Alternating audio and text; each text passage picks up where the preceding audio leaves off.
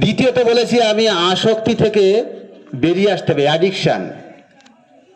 আমাদের আধুনিক প্রজন্ম প্রত্যেকে মোবাইলে আসক্তি, মাদকাসক্ত, অপর লিঙ্গের প্রতি এই সময় খুব আসক্তি দেখা যায়। এই তিনটে আসক্তি থেকে বেরিয়ে আমাদের ভালো আসক্তিতে পৌঁছাতে হবে। সেটা কিভাবে? প্রথমে বলেছি কি যে মোবাইল এবং মাদকাসক্ত, এই মোবাইলে প্রত্যেকের যে কিভাবে ক্ষতি করছে সেটা একদিন মোবাইল বাদ দিয়ে তোমরা দেখবে, তোমাদের দেখবে মনের কেমন পরিবর্তন হয়, মানসিকতার কেমন পরিবর্তন হয়। সেই সঙ্গে মাদক মাদক খেয়ে অনেকে দেখবে কিছুদিন পরে ফুসফুসি নষ্ট হচ্ছে, ক্যান্সার হচ্ছে। আমরা জেনেও খাই, লেখা আছে ওখানে, তবুও দেখবে আমাদের একটু বড় ছেলেমেয়েরা ওর দিকে ঝুঁকছে। আমরা অনেকবার তার থেকে সাবধান করছি। তার সঙ্গে অপর লিঙ্গের প্রতি আসক্তি এবং অশ্লীল কথাবার্তা লেখা।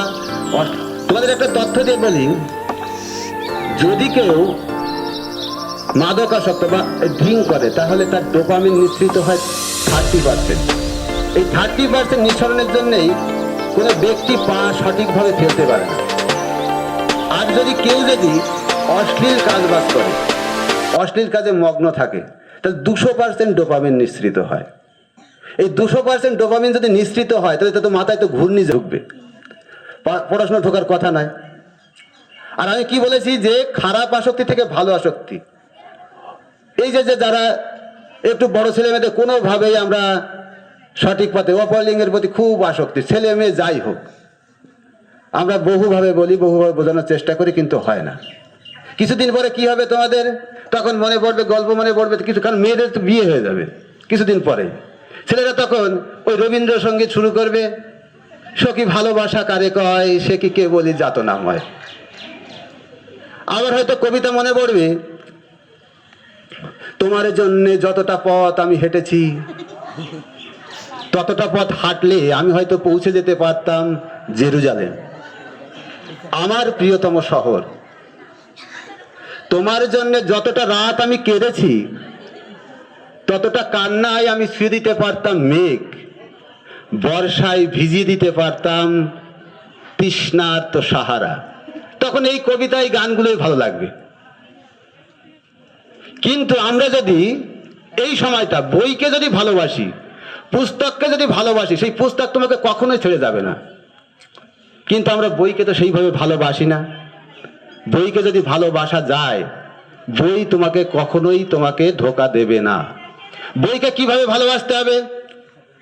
আমরা যখন নতুন বই দিই, প্রত্যেক বছর নতুন বই দিই, বই নিয়ে কজন নতুন বইয়ের গন্ধ শোকো? কেউ শোকো না।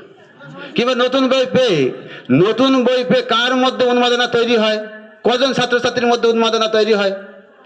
নতুন ছাত্রছাত্রী বই পেয়ে যদি উন্মাদনা না তৈরি হয়, তাহলে কি করে হবে?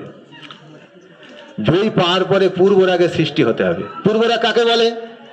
পূর্বরাগ হলো নায়ক নায়িকার প্রথম দর্শন যখন হয়, তখন যে অবস্থা হয় তাকে বলা হয় পূর্বরাগ, লাভ অ্যাট ফার্স্ট সাইট। তো তখন বই পাওয়ার পরে, বইটা দেখার পরে যদি মনে হয় এ পূর্বরাগ পাবে না ক্লান্তি, দিনত রাত্রি করেছে দিন, তোমাদের বই দেখে মনে হয় যে এই বইটা পড়ে আমার ওর মধ্যে কি ধরনের তথ্য আছে স্বামী জানে, আমি দিন রাত উজাড় করে দিই, উজাড় করে দিয়ে তার মধ্যে থেকে তথ্য বের করে আনে আসি। কজন মনে হয়?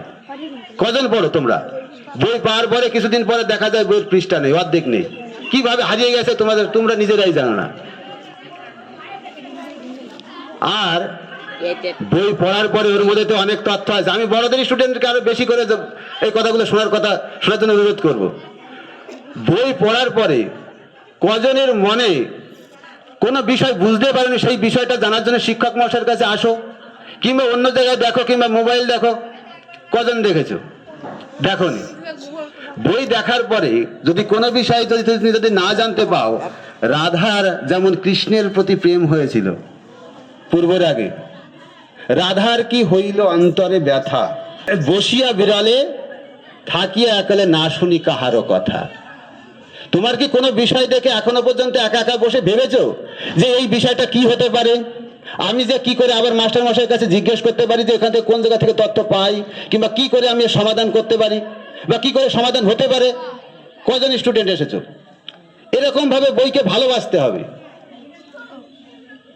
আর জীবনে তুমি যা হতে চাইছো, জীবনে যা হতে চাইছো, কেউ মাস্টার, কেউ ডাক্তার, কেউ ইঞ্জিনিয়ার, কেউ ব্যবসায়ী, কেউ পলিটিশিয়ান, তুমি যে যেটা হতে চাইছো, বইগুলিকে নিয়ে বুকে জড়িয়ে ধরিয়ে, বুকে মাঝে মাঝে জড়িয়ে ধরতে হবে, বইগুলোকে জড়িয়ে ধরে বলতে হবে,